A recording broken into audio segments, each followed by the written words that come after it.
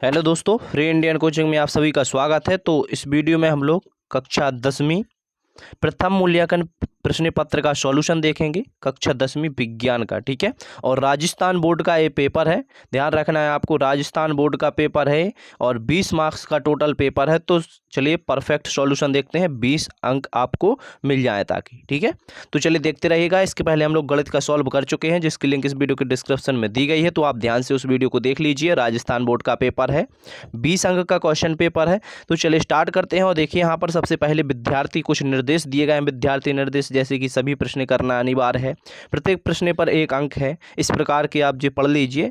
और चलिए देखिए प्रश्न क्रमांक 1 से देखते हैं। यहाँ पर विद्यालय का नाम और विद्यार्थी का नाम आपको लिख लेना है। तो सही विकल्प चुनकर लिखना है। 20 क्वेश्चन विकल्पीय क्वेश्चन है, जिसमें से फर्स्ट क्वेश्चन पूछा गया था, आलू के चिप्स को खराब होने से बचाने के लिए उन्हें प्लास्टिक बैग में किस प्रकार के वातावरण में पैक किया जाता है।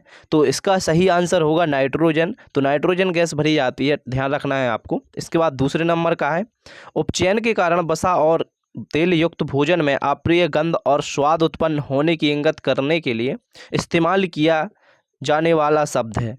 तो इसका आंसर होगा अम्लता। दूसरे नंबर का आंसर सही हो जाएगा। इसके बाद थर्ड नंबर का देख लीजिए। इसमें पूछा गया है, निम्न में से कौन सा पदार्थ प्रकाश की उपस्थिति में विकृत हो जाता है। तो इसका आंसर हो जाएगा NaCl, ध्यान रखना है। आ नंबर का सही आंसर होगा। इसके बाद है श्वसन की प्रक्रिया है। तो श्वसन की प्रक्रिया क्या है, 12 नंबर का इसका सही आंसर होगा एक अपचयन अभिक्रिया जो ऊष्मा क्षेपी है। ठीक है, इसके बाद अगला क्वेश्चन देखते हैं, 5वां क्वेश्चन है जो कि, तो इसको ध्यान से पढ़िए। इसमें पूछा गया था, निम्न में कौन अपचयन की दवा है। ठीक है, तो इसका आंसर क्या होगा, आ नंबर का हो जाएगा सोडियम हाइड्रोक्साइड। इसके बाद है 6वें नंबर का, ताजे दूध का pH मान 6 होता है, जब दूध दही में बदलता है तो pH मान होगा। तो इसका pH मान होगा 6 से कम होगा, यानी कि 12 नंबर का सही आंसर होगा। आप लगा दीजिए, 12 नंबर का परफेक्ट आंसर होगा। इसके बाद 7वें नंबर का ध्यान से देखिए।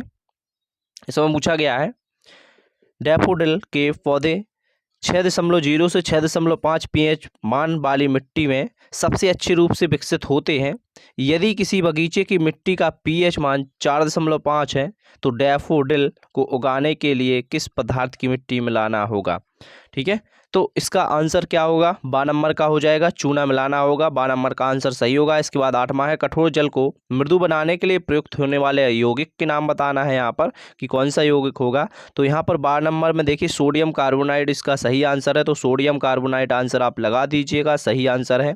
इसके बाद 9वां क्वेश्चन है, यौगिक CaOCl2 का सामान्य नाम बताना है यहाँ पर। तो इसका 12 नंबर का आंसर कैल्शियम ऑक्सीजन क्लोराइड इसका सही आंसर हो जाएगा। इसके बाद है प्लास्टर ऑफ पेरिस यानी कि POP प्राप्त करने के लिए जिप्सम को किस तापमान पर गर्म किया जाता है। तो 100 केल्विन इसका सही आंसर हो जाएगा। ठीक है, तो लगा दीजिए, आ नंबर का इसका सही आंसर है। इसके बाद है 11वें नंबर का, चींटी के डंक में पाए जाने वाला अम्ल है।